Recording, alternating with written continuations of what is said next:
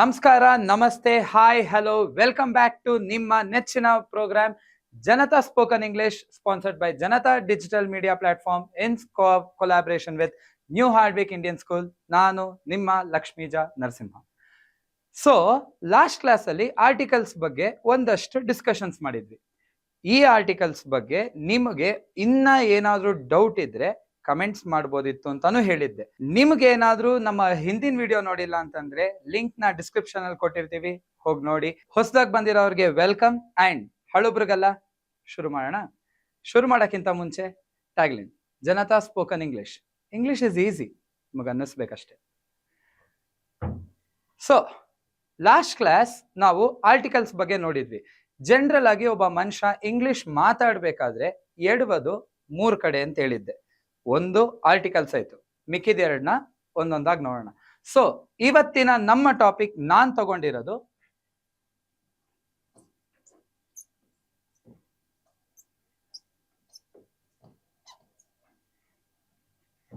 Prepositions.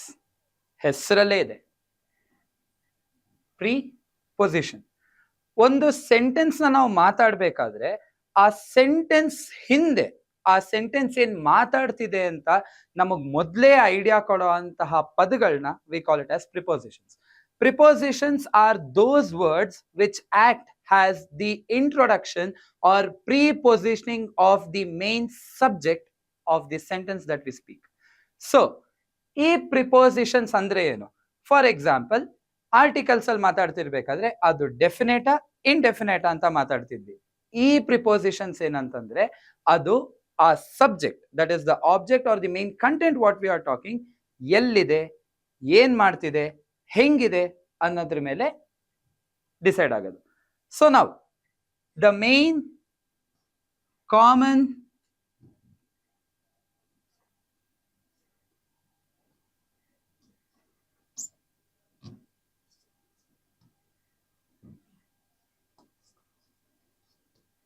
So prepositions ನ ಬರೀತಾ ಹೋದ್ರೆ ಇಡೀ ದಿನ ಸಾಲಲ್ಲ, ಯಾಕಂದ್ರೆ ನಮ್ಮ ಹತ್ರ ಅಷ್ಟು ಪ್ರಿಪೋಸಿಷನ್ಸ್ ಇದೆ. ಓಕೆ, ಸೊ ಅದರಲ್ಲಿ ನಾನು ನಿಮ್ಗೆ ಮೇನ್ ಆಗಿ ತಗೊಂಡ್ಬಂದಿರೋದು ಒಂದಷ್ಟು ಸಿಮಿಲರ್ ಆಗಿ, ಕಾಮನ್ ಆಗಿ ಅಂಡ್ ಮೋಸ್ಟ್ಲಿ ನಾವು ಮಾತಾಡ್ಬೇಕಾದ್ರೆ ಮಾಡೋ ಮಿಸ್ಟೇಕ್ ಗಳನ್ನ ಮಾತ್ರ. ಸೊ ಇಷ್ಟನ್ನ ಫಸ್ಟ್ ಸೆಗ್ಮೆಂಟ್ ಅಲ್ಲಿ ನೋಡೋಣ. ಹೋಗ್ತಾ ಹೋಗ್ತಾ ಇನ್ನಷ್ಟು ಪ್ರಿಪೋಸಿಷನ್ಸ್ ನಾವು ನೋಡೋಣ. First preposition in, second preposition on. ಇದು ಎರಡು ಹೆಂಗೆ ಅಂತಂದ್ರೆ ಎರಡು ಟ್ವಿನ್ಸೇ, ಆದ್ರೆ ಎರಡಕ್ಕೂ ಎಕ್ಸಾಕ್ಟ್ ಡೆಡ್ ಆಪೋಸಿಟ್ ಕ್ಯಾರೆಕ್ಟರ್ಗಳಿರುತ್ತೆ. Okay, in, on. ಒಂದ್ ಸೆಂಟೆನ್ಸ್ ನ ಮಾತಾಡ್ಬೇಕಾದ್ರೆ ಇವಾಗ ಒಂದು ಬುಕ್ ಬಗ್ಗೆ ರೆಫರ್ ಮಾಡ್ತಾ ಇದೀವಿ ಅಂದ್ರೆ ಆ ಬುಕ್ ಬ್ಯಾಗ್ ಒಳಗಿದೆ ಅಂತ ನಾವೇನಾದ್ರೂ ಹೇಳಿದ್ರೆ ಅವಾಗ ಇನ್ ಬರುತ್ತೆ.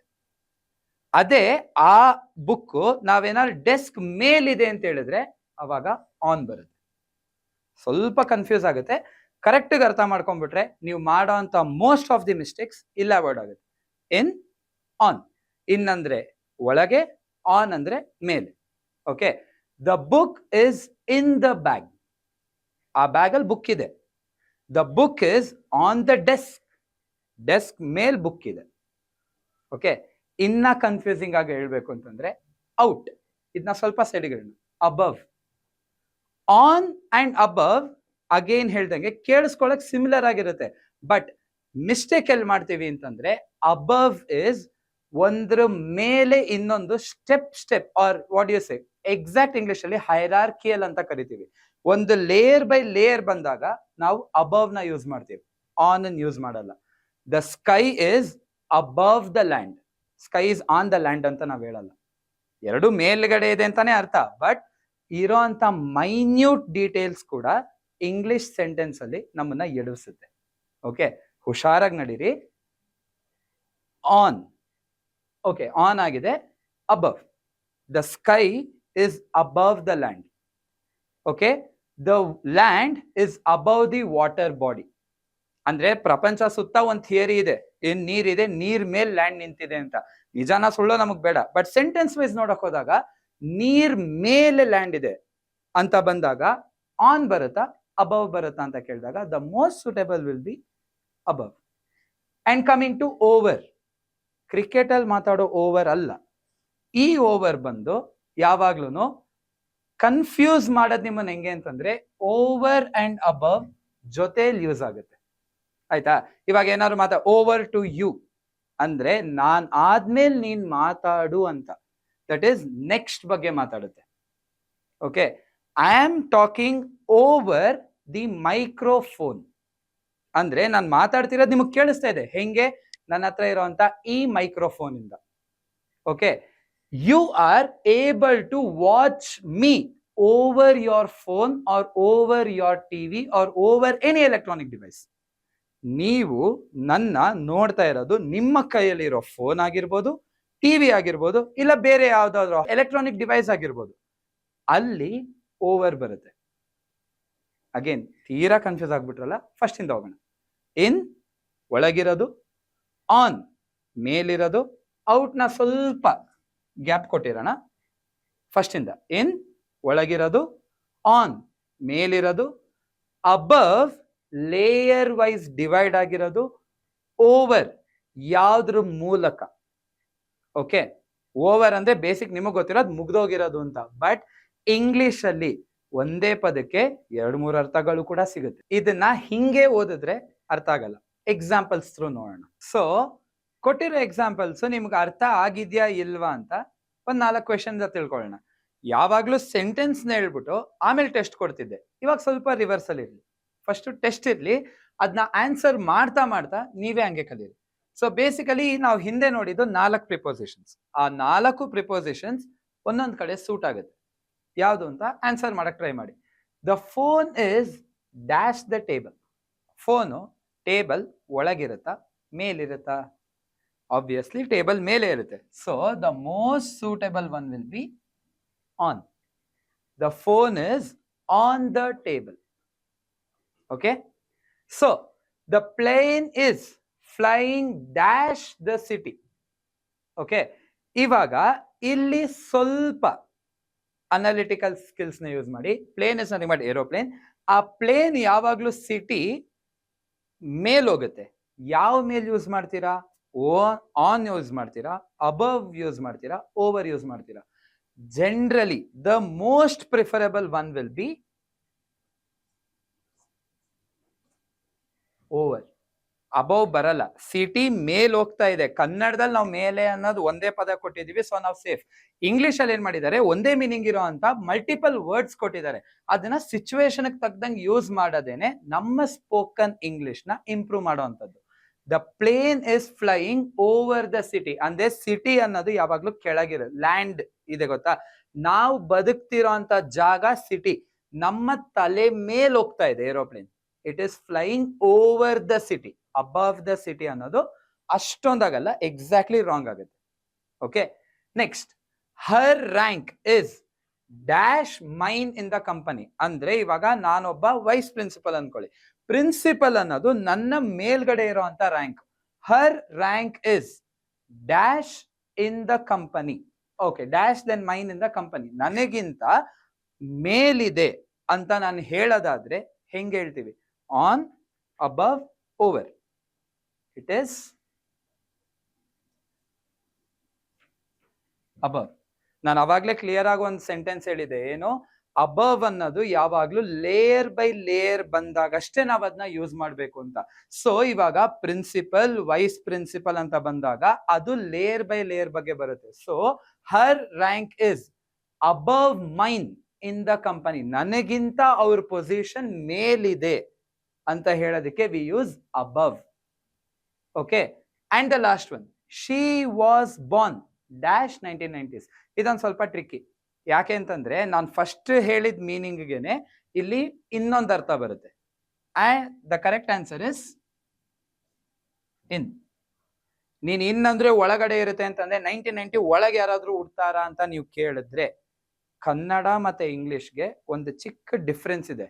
ನಾವು ಒಳಗೆ ಅಂತ ಯೂಸ್ ಮಾಡೋದೇನು ಯಾವ್ದೋ ಕ್ಲೋಸ್ ಬಾಕ್ಸ್ ಒಳಗಿರೋದು ಅಂತ. ಬಟ್ ಇನ್ನಿಗೆ ಇನ್ನೊಂದು ಅರ್ಥ ಇದೆ, ಲಿಮಿಟ್. 1990s ಅಂತ ಕೊಟ್ಟಾಗ ಇಲ್ಲಿ ನೀವು ಅಬ್ಸರ್ವ್ ಮಾಡ್ಬೇಕಾಗಿರೋದು ಎಸ್ ಅನ್ನೋ ಪದನ. 1990s ಅಂದ್ರೆ 1990 ಇಂದ ಹಿಡಿದು 1999 ಆ 9 ರಿಂದ 10 ವರ್ಷ ಟೈಮ್ ಪೀರಿಯಡ್ ನ ತೋರಿಸುತ್ತೆ. ಅದ್ರ ಒಳಗಳು ಹುಟ್ಟಿರೋದು. ಇನ್ ದಟ್ ಸೆನ್ಸ್ ಸ್ವಲ್ಪ ಅದನ್ನೇ ಹೇಳ್ದೆ, ಪ್ರಿಪೋಸಿಷನ್ಸ್ ಮತ್ತೆ ಇದ್ರ ಅಣ್ಣ ತಮ್ಮ ಇನ್ನೊಬ್ರು ಇದ್ದಾರೆ, ಅವ್ರ ಹೆಸರು ಕಂಜಂಕ್ಷನ್ಸ್ ಅಂತ. ಇವ್ರಿಬ್ರ ಬಗ್ಗೆ ಮಾತಾಡೋದಕ್ಕೆ ಒಂದ್ ಇಡೀ ವರ್ಷ ಬೇಕಾಗುತ್ತೆ, ಆದ್ರೆ ಅವ್ರಿಬ್ರನ್ನ ಕಲಿಯೋದಿಕ್ಕೆ ನಮ್ಗೆ ಇಡೀ ಜನ್ಮಾನು ಸಾಲಲ್ಲ. ಒಂದೊಂದು ಬೇರೆ ಬೇರೆ ಅರ್ಥ ತಗೊಂಡ್ ಕಾಂಪ್ಲಿಕೇಟೆಡ್ ಆಗಿ ಹೋಗುತ್ತೆ. ಅದಕ್ಕೆ ಸ್ವಲ್ಪ ಸಿಂಪಲ್ ಆಗಿ ತಗೊಳ್ಳಿ. ಇನ್ ಅಂದ್ರೆ ಒಳಗೆ, ಅಂದ್ರೆ ಯಾವ್ದಾದ್ರು ಕ್ಲೋಸ್ ಐಟಮ್ ಒಳಗೆ ಇರ್ಬೇಕು ಅಂತಿಲ್ಲ, ಒಂದು ರೇಂಜ್ ಒಳಗ್ ಕೂಡ ಬರ್ಬೋದು. She was born in the 1990s ಆ ಏಜ್ ಅಲ್ಲಿ, ಆ 9 ರಿಂದ 10 ವರ್ಷದ ಗ್ಯಾಪ್ ಅಲ್ಲಿ ಅವಳು ಹುಟ್ಟಿರೋದು, ಆ ರೇಂಜ್ ಒಳಗ್ ಬಂದಿದ್ದಾಳೆ. ಅರ್ಥ ಆಗ್ತಿದ್ಯಾ? ಸೊ ಒನ್ಸ್ ಅಗೇನ್ ರಿಪೀಟ್ ಮಾಡೋಣ. The phone is on the table. The plane is flying over the city. Her rank is above mine in the company. And the last one, she was born in 1990s. ಅರ್ಥ ಆಗ್ತಿದೆ ಅಂತ ಭಾವಿಸ್ತಾ ಇದ್ದೀನಿ. ಇನ್ನೊಂದು 4 example ತಗೊಂಡ್ಬರ್ತೀನಿ. Okay viewers, first 4 prepositions ನೋಡಿದ್ವಿ. ಇವಾಗ ಅದೇ ತರ ಇರೋಂತ ಇನ್ನ 4 ಪ್ರಿಪೋಸಿಷನ್ಸ್ ನೋಡೋಣ. Okay, by, for, at, to. ಮೊದಲು ನೋಡಿದ 4 ಹೆಂಗೆ ಒಂದಕ್ಕೊಂದು ಸಿಮಿಲರ್ ಆಗೋಯ್ತು, ಅದೇ ತರ ಇವುಗಳು ಕೂಡ ಆಲ್ಮೋಸ್ಟ್ ಸಿಮಿಲರ್ ಏನೆ. ಆಯ್ತಾ? ಚಿಕ್ಕ ಡಿಫ್ರೆನ್ಸ್ ಇದೆ, ಅದನ್ನ ನಾನ್ ನಿಮ್ಗೆ ಎಕ್ಸ್ಪ್ಲೇನ್ ಮಾಡ್ತೀನಿ, ಅರ್ಥ ಮಾಡ್ಕೊಳಕ್ ಟ್ರೈ ಮಾಡಿ. ಮೊದಲೇ ಹೇಳ್ದಂಗೆ ಇಂಗ್ಲಿಷ್ ಇಸ್ ಈಸಿ, ನಿಮಗೆ ಅನ್ನಿಸ್ಬೇಕಷ್ಟೇ. ಪ್ರಿಪೋಸಿಷನ್ಸ್ಗೂ ಅದನ್ನ ಯಾಕೆ, ಪ್ರಿಪೋಸಿಷನ್ಸ್ ಆರ್ ಈಸಿ, ಬಟ್ ನಿಮಗೆ ಅನ್ನಿಸ್ಬೇಕಷ್ಟೇ. ಓಕೆ, ಶುರು ಮಾಡೋಣ. By, for, at, to. By ಅಂತಂದ್ರೆ ಯಾವ್ದಾದ್ರೂ ಒಂದು ಸೋರ್ಸ್ ಇಂದ ಬಂದಿರೋಂಥದ್ದು. ಓಕೆ, ಅಂದ್ರೆ ಎಲ್ಲೋ ಒಂದ್ ಕಡೆ ಪಾಯಿಂಟ್ ಎ ಇದೆ, ಪಾಯಿಂಟ್ ಬಿ, ಅಲ್ಲಿಂದ ಪಾಯಿಂಟ್ ಬಿ ಎ ಆದ್ಮೇಲೆ ಬರೋದ್ರಿಂದ ಆ ಸೋರ್ಸ್ ಇಂದ ಆಚೆ ಬಂದಿರೋಂಥ ಯಾವುದೇ product or any subject we refer it by. Okay, for ಅಂದ್ರೆ ಏನಕ್ಕೋಸ್ಕರ, ದ ರೀಸನ್ ಬಿಹೈಂಡ್ ಇಟ್. ಯಾವುದೇ ಒಂದು ಸೆಂಟೆನ್ಸ್ ನ ಮಾತಾಡ್ಬೇಕಾದ್ರೆ ಒಂದು ರೀಸನ್ ಕೊಡ್ಬೇಕಾದ್ರೆ, ತುಂಬಾ ಸ್ಟ್ರಿಕ್ಟ್ ಅಲ್ಲ, ಒಂದು ಬೇಸಿಕ್ ರೀಸನ್ ಕೊಡ್ಬೇಕಾದ್ರೆ ಆ ರೀಸನ್ಸ್ಗೆ we use for. Okay, at ಅನ್ನೋದು ಬಂದು ದ ಮೋಸ್ಟ್ ಈಸಿಯೆಸ್ಟ್ ಪ್ರಿಪೋಸಿಷನ್ ನನ್ನ ಪ್ರಕಾರ. ಯಾಕೆ ಅಂತಂದ್ರೆ ಒಂದು ಜಾಗ ರಿಲೇಟೆಡ್ ಯಾವುದೇ ಬಂದ್ರು, ಮೋಸ್ಟ್ ಆಫ್ ದಿ, ಇವಾಗ ಬೈ ಆಗಿರ್ಬೋದು, ಫಾರ್ ಆಗಿರ್ಬೋದು, ನಾನು ಅವಾಗ್ಲೇ ಇನ್ ಹೇಳ್ದಂಗೆ ಬೇರೆ ಬೇರೆ ಅರ್ಥ ಕೊಡುತ್ತೆ. ಬಟ್ ದ ಮೋಸ್ಟ್ ಈಸಿಯೆಸ್ಟ್, ಒಂದೇ ಅರ್ಥ, ಒಂದೇ ಜಾಗನ ಸ್ಪೆಸಿಫಿಕ್ ಆಗಿ ಮಾತಾಡೋ ಅಂತ ಯಾವ್ದೋ ಪ್ರಿಪೋಸಿಷನ್ ಇದೆ ಅಂದ್ರೆ ಅದು ಅಟ್. ಜಾಗದ ಸ್ಪೆಸಿಫಿಕ್, ಆ ಜಾಗಕ್ಕೆ ರಿಲೇಟೆಡ್ ಅಷ್ಟೇ ಅಟ್ ಬರೋದು. ಓಕೆ, ಅಂಡ್ ಕಮಿಂಗ್ ಟು, ಇವಾಗ ಈ ಟು ಅನ್ನೋದು ಬಂದು ಈ ಬೈ ಮತ್ತೆ ಫಾರ್ಗೆ ತುಂಬಾ ರಿಲೇಟೆಡ್. ಓಕೆ, ಅಂದ್ರೆ ಬೈ ಅನ್ನೋದೇನು ಇವಾಗ ಸೋರ್ಸ್ ಇಂದ ಬಂದಿರೋಂಥದ್ದು, ಟು ಬಂದು ಎಲ್ಲಿಗೆ ಹೋಗ್ತಾ ಇದೆ ಅಂತ. ಬೈ, ಫಾರ್, ಟು, ಈ ಮೂರು ಬಂದು ಒಂಥರ ಸಿಮಿಲರ್ ಇದ್ದಂಗೆ. ಬೈ ಸೋರ್ಸ್ ಇಂದ ಬಂದಿರೋದು, ಫಾರ್ ಏನಕ್ಕೆ ಬಂತು, ಟು ಅದರ ನೆಕ್ಸ್ಟ್ ಸ್ಟೆಪ್ ಏನಿರುತ್ತೆ ಅದನ್ನ ಹೇಳೋದು. Okay, by, for, at, to. Okay, ಇದನ್ನ ನಿಮ್ಗೆ ಇನ್ನ ಕ್ಲಿಯರ್ ಆಗಿ ಅರ್ಥ ಮಾಡ್ಕೋಬೇಕು ಅಂದ್ರೆ ಎಕ್ಸಾಂಪಲ್ಸ್ ನೋಡೋಣ. ಸೊ ನಿಮಗೆ ಇವಾಗ ಮುಗಿಸಿರೋ ಅಂತ ಸೆಕೆಂಡ್ ಪಾರ್ಟ್ ಆಫ್ 4 ಪ್ರಿಪೋಸಿಷನ್ಸ್ಗೆ ಕ್ವೆಶನ್ಸ್ ಇಲ್ಲಿದೆ. ನೆನ್ಪಿರ್ಲಿ, ಸೆಂಟೆನ್ಸ್ ನ ನೀವು ನೋಡಿದ ತಕ್ಷಣ ಅದು ಯಾವ್ದ್ರ ರಿಲೇಟೆಡ್ ಇಲ್ಲೇ ಗೊತ್ತಾಗುತ್ತೆ. The gift is dash you. Gift ನನ್ನ ಹತ್ರ ಇದೆ, ಯಾರಿಗೋಸ್ಕರ ಬಂದಿದೆ? ನಿನಗೋಸ್ಕರ. ಆ ರೀಸನ್ ಎ ಇಂದ ಬಿಗ್ ಬರ್ಬೇಕಾದ್ರೆ what do we use? For. The gift is for you, ನಿನಗೋಸ್ಕರ. ಎ ನನ್ನ ಹತ್ರ ಗಿಫ್ಟ್ ಇದೆ, ಬಿ ನೀನು. ಎ ಇಂದ ಬಿ ಕನೆಕ್ಟಿವಿಟಿ ಯಾವ್ದು ಬರುತ್ತೆ? ಫಾರ್.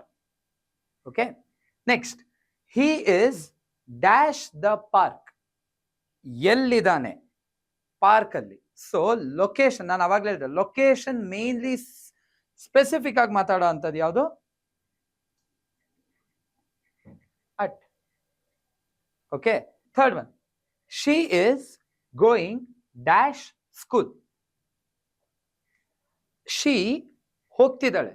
ಓಕೆ, ಅವಳು ಹೋಗ್ತಾ ಇರೋಂಥ ಮೇನ್ ಪಾಯಿಂಟ್ ಯಾವುದು, ಅವಳ ಡೆಸ್ಟಿನೇಷನ್ ರೀಚ್ ಆಗ್ಬೇಕಾಗಿರೋ ಜಾಗ ಯಾವುದು, ಯಾವ್ದನ್ನ ನೋಡ್ಕೊಂಡು ಹೋಗ್ತಿದ್ದಾರೆ ಅನ್ನೋದ್ರ ಮೇಲೆ ಆ ಕನೆಕ್ಟಿಂಗ್ ಜಂಕ್ಷನ್ ಏನ್ ಬರುತ್ತೆ ಅಲ್ಲಿ ನಾವು ಯೂಸ್ ಮಾಡ್ಬೇಕಾಗಿರೋದು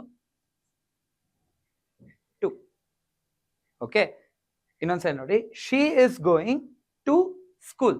ಅವಳು ಹೋಗ್ತಿರೋದು ಮೇನ್ ಆಗಿ ಸ್ಕೂಲ್ ನ ಡೆಸ್ಟಿನೇಷನ್ ಆಗಿ ಇಟ್ಕೊಂಡು, ಆ ಹುಡುಗಿ ಪ್ಲಸ್ ಸ್ಕೂಲ್ ನ ಮಧ್ಯೆ ಕನೆಕ್ಟ್ ಆಗ್ತಿರೋದು ಅವ್ಳು ಹೋಗ್ತಾ ಇರೋದು. So that connecting link will be 2. And the last one, the book is written.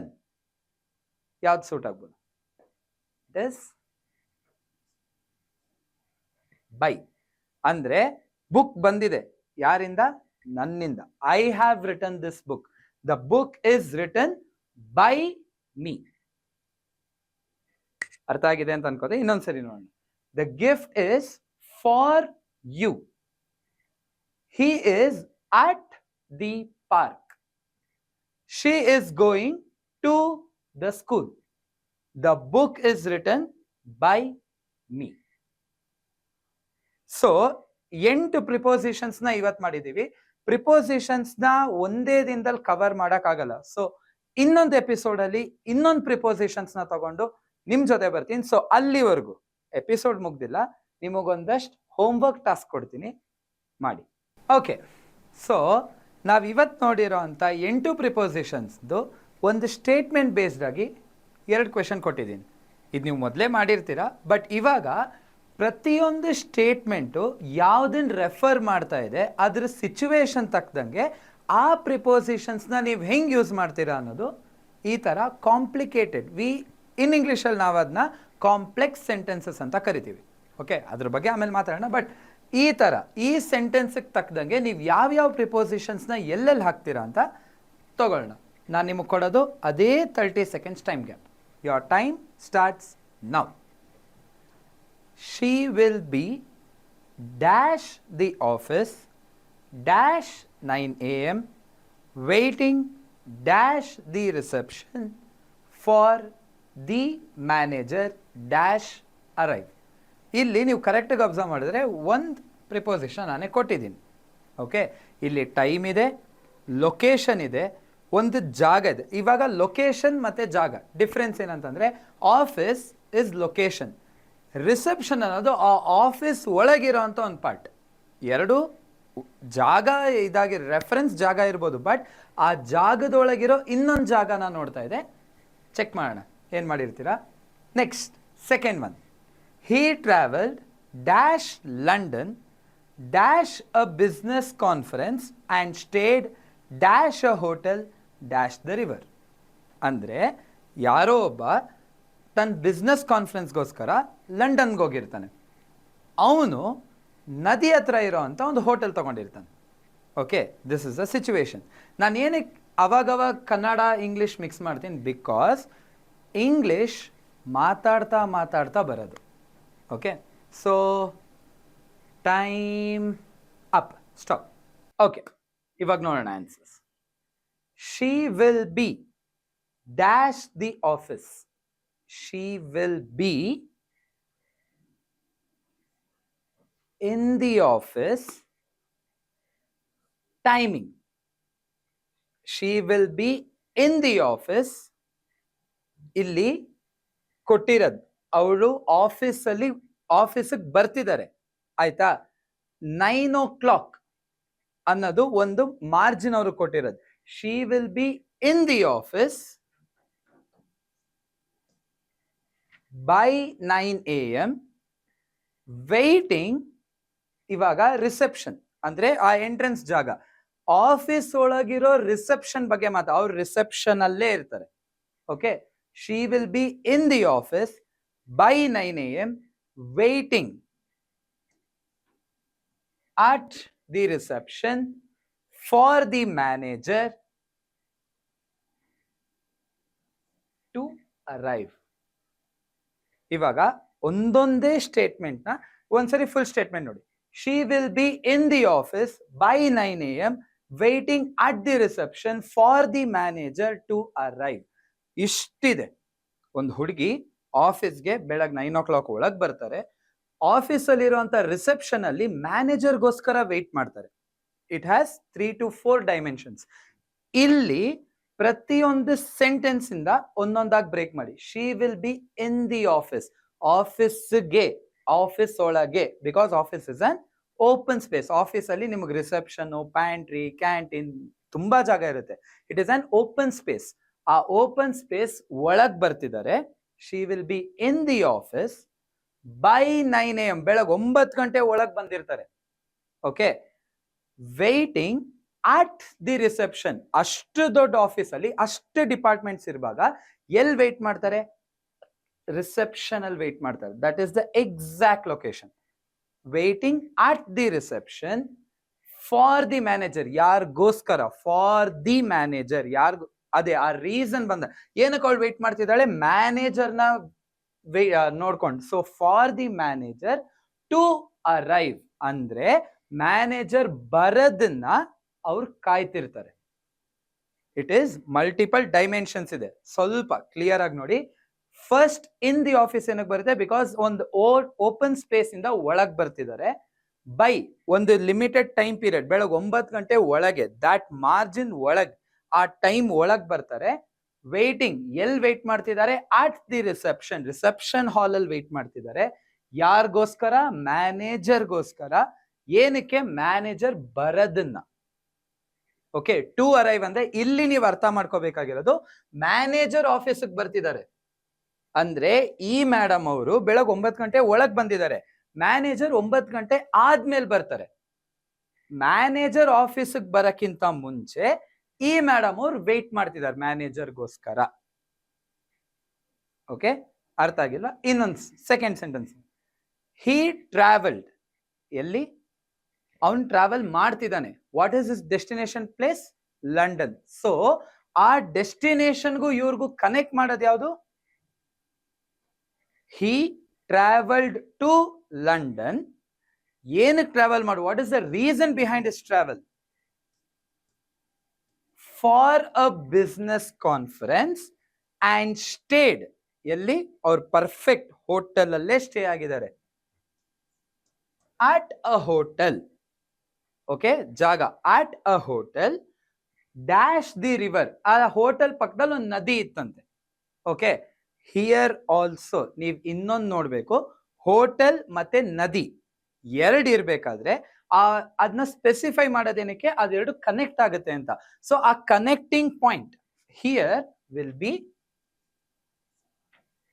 By the river. He traveled to London for a business conference and stayed at a hotel by the river. ಅರ್ಥ ಆಗ್ತಿದ್ಯಾ? ಇನ್ನ ನಿಮಗೆ ಇದಿಷ್ಟು basic ಅರ್ಥ ಆಗಿದೆ ಅಂತ ನಾನ್ ಭಾವಿಸ್ತಾ ಇದ್ದೀನಿ. ನಿಮಗಿನ್ನ ನೀವು ಗೂಗಲ್ ಅಲ್ಲಿ ಮಾಡಿ, ಗ್ರಾಮರ್ ಬುಕ್ ತಗೊಳ್ಳಿ. ಇಲ್ಲ, ನಿಮಗೆ the easiest source of reference ಯಾವ್ದಿದೆ ಅಂದ್ರೆ ನಮ್ಮ ಮನೆಗೆ ದಿನಾ ಬರೋಂತ ನ್ಯೂಸ್ ಪೇಪರ್ಸ್. ಪ್ರಿಪೋಸಿಷನ್ ನ ಒಂದೇ ದಿನ ನಾನು ಪದೇ ಪದೇ ಇದನ್ನ ಹೇಳ್ತೇವೆ. ಪ್ರಿಪೋಸಿಷನ್ಸ್ ಮತ್ತೆ ಇವ್ರ ತಮ್ಮ ಕಂಜಂಕ್ಷನ್ಸ್, ಇವ್ರನ್ನ ಒಂದೇ ದಿನ ಒಂದೇ ವರ್ಷದಲ್ಲಿ ನಾವು ಮುಗ್ಸಕ್ ಆಗಲ್ಲ.